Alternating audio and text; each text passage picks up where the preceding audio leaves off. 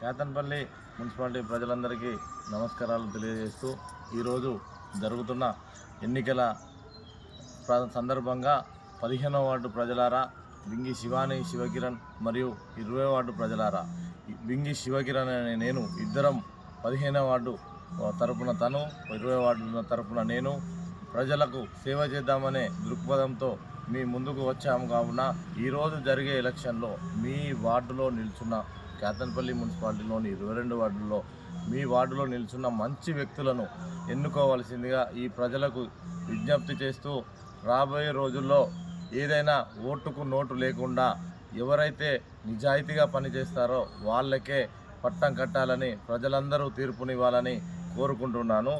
ఏదైనా గెలుపు ఓటమి సహజం. ఎవరికైనా కూడా గెలిచినా అంత ఆనందపడాల్సిన అవసరం లేదు, ఓడిపోయినా కూడా స్పోర్టివ్గా తీసుకోవాలి.